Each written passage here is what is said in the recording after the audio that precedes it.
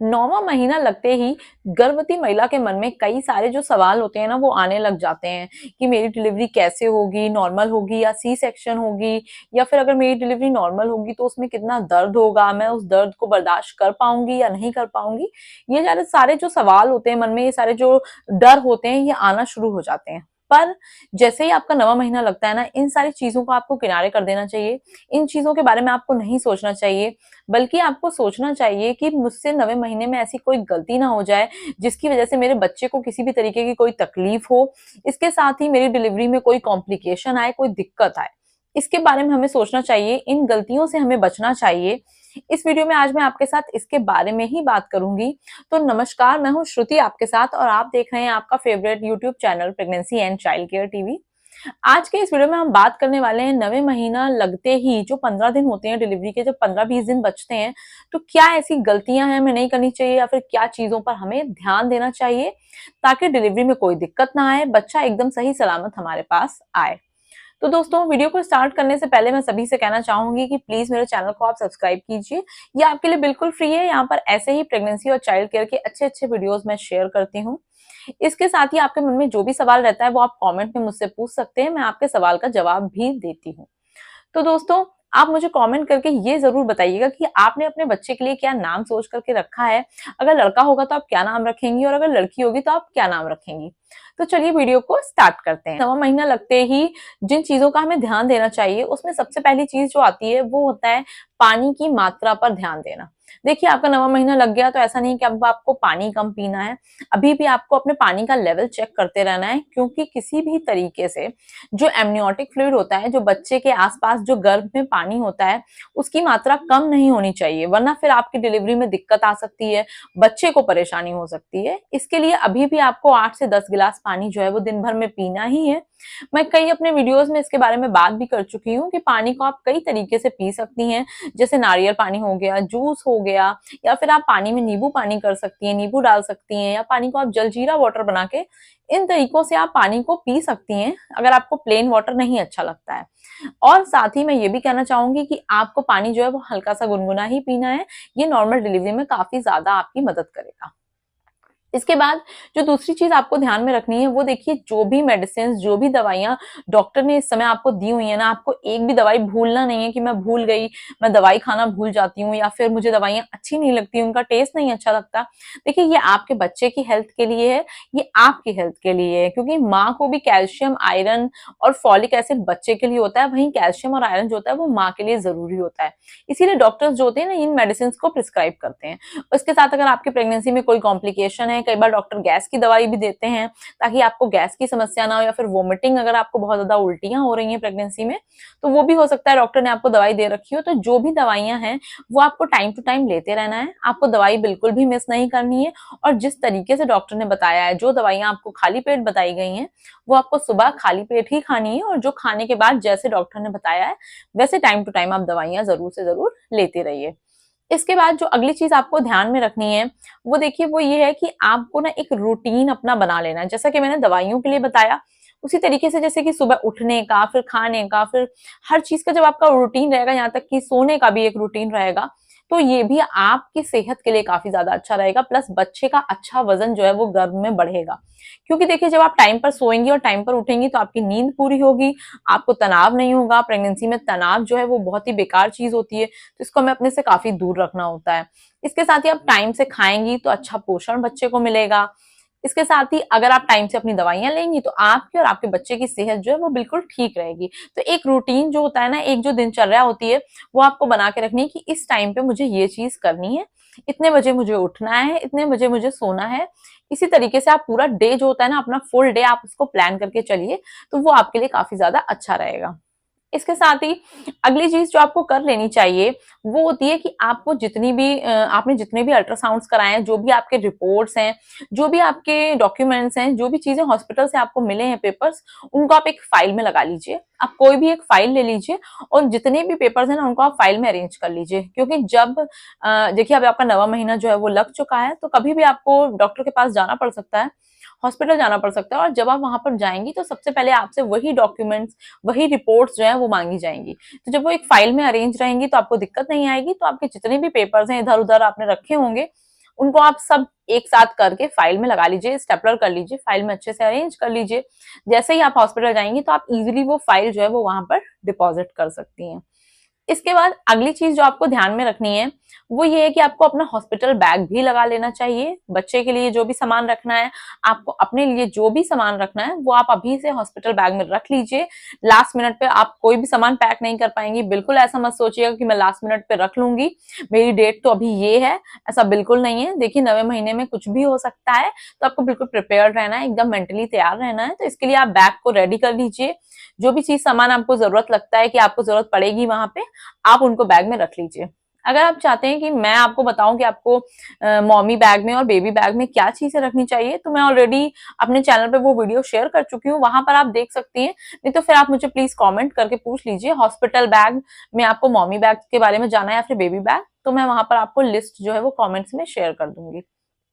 इसके बाद अगली चीज जो आपको ध्यान में रखनी है वो ये है कि आपके जो भी अनवांटेड हेयर्स हैं, जो भी प्यूबिक एरिया पे आपके हेयर्स हैं, उनको आप अगर कंफर्टेबल हैं तो फिर आप उनको रिमूव कर लीजिए, क्योंकि वहां पर फिर वो आपके हेयर्स जो है वो रिमूव करे ही चाहते हैं। तो अगर आप घर से ही करके जाना चाहती हैं, आपको बेटर लगता है तो आप कर लीजिए, नहीं तो वहां पर जो नर्स आंटी होती हैं, जो हेल्पर्स होती हैं, वो आपके हेयर्स जो है वो वहां पर भी रिमूव हो जाते हैं। बट इन केस अगर आप चाहती हैं तो आप घर पे भी रिमूव करके जा सकती हैं। इसके साथ ही आप नेल्स भी ट्रिम कर लीजिएगा, ये बाद में आपके लिए काफी ज्यादा हेल्पफुल रहता है।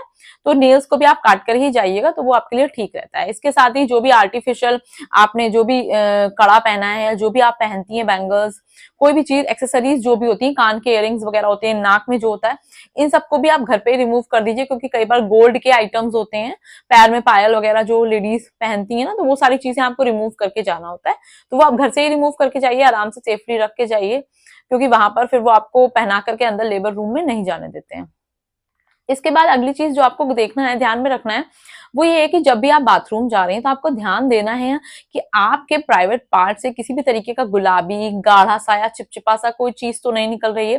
वो क्योंकि बलगम जैसा जो होता है, वो अगर ऐसा कुछ भी डिस्चार्ज हो रहा है, उसको म्यूकस प्लग कहते हैं। वो आपके बच्चेदानी के मुंह का एक तरीके से ढक्कन होता है, प्लग होता है वो अगर रिमूव हो गया तो फिर आपको एक बार डॉक्टर के पास जरूर जाना चाहिए, उनसे बात कर लेना चाहिए, क्योंकि म्यूकस प्लग जो है वो तभी हटता है, वो गाढ़ा चिपचिपा गुलाबी जैसा दिखता है, वो अगर आपको दिख रहा है तो आपका बच्चा जो है वो नीचे की तरफ खिसक चुका है और आपकी डिलीवरी जो है वो जल्द से जल्द हो सकती है। इस केस में आपको तुरंत हॉस्पिटल जाके डॉक्टर से बात कर लेनी चाहिए। इसके साथ ही जो अगली चीज आपको ध्यान में रखनी है वो ये है कि अगर ईडीडी जो आपकी डेट, जो आपको डिलीवरी डेट जो है वो डॉक्टर की तरफ से मिली है, अगर तब तक भी आपको पेन नहीं आया, आपको दर्द नहीं आया, तो फिर आपको डॉक्टर से मिल लेना चाहिए, आपको हॉस्पिटल जाके डॉक्टर से बात कर लेनी चाहिए।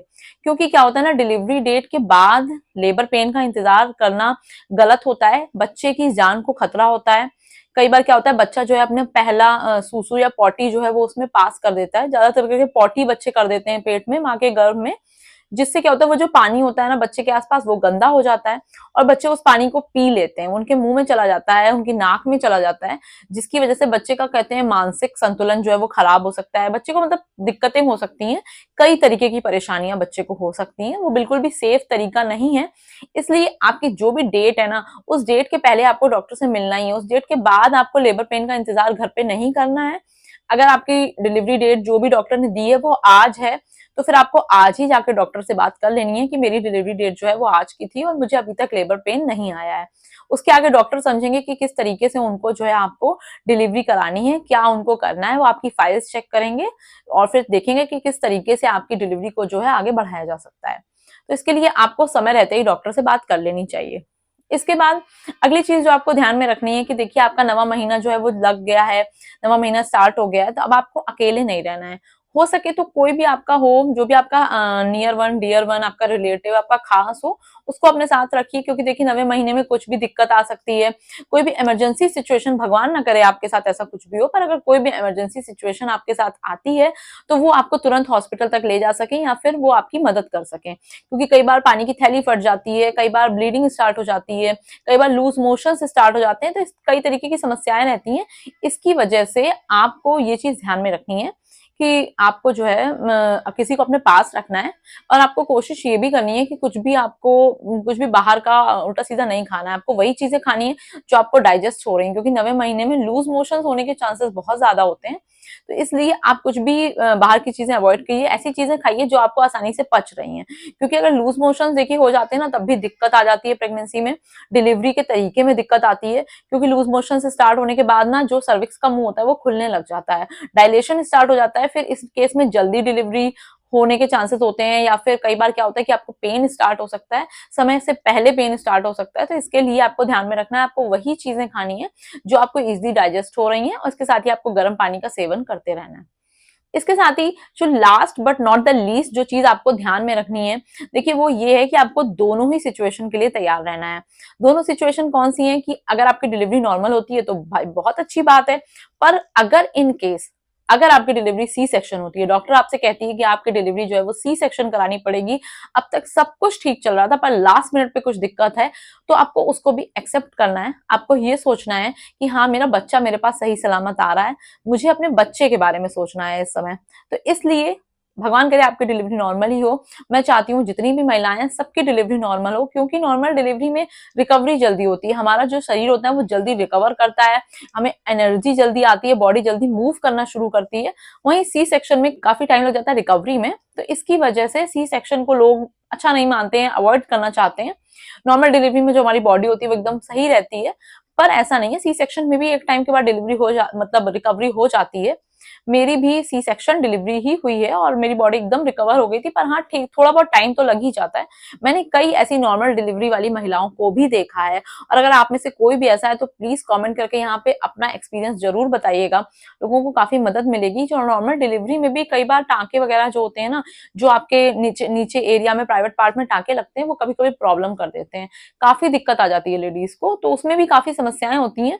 पर हाँ, नॉर्मल डिलीवरी अच्छी है और भगवान करे सबकी नॉर्मल डिलीवरी ही हो। पर जैसा कि मैंने कहा, कुछ भी हो सकता है लास्ट मिनट पे, इसलिए आपको दोनों चीजों के बारे में सोच के रखना है कि हाँ, नॉर्मल हो रही है तो बहुत अच्छा है, पर अगर सी सेक्शन भी हो रही है तो आपको सोचना है कि हाँ, ये मैं अपने बच्चे के लिए कर रही हूँ, मेरा बच्चा तो कम से कम मेरे पास सही सलामत आ रहा है, और वो सबसे बड़ी बात होती है एक माँ के लिए। तो इसके लिए भी आपको बिल्कुल वेल प्रिपेयर्ड रहना है। आई होप दोस्तों ये वीडियो आपके लिए काफी ज्यादा इन्फॉर्मेटिव रहा होगा। ये मैंने काफी मेहनत करके आपके लिए वीडियोस मैंने बनाए हैं, मैं काफी मेहनत करती हूँ वीडियोस बनाने में। तो प्लीज अगर आपको अच्छे लग रहे हैं तो आप प्लीज लाइक कीजिए, कमेंट कीजिए, शेयर कीजिए, और चैनल को सब्सक्राइब करना मत भूलिएगा। मिलते हैं नेक्स्ट वीडियो में। Thank you for watching.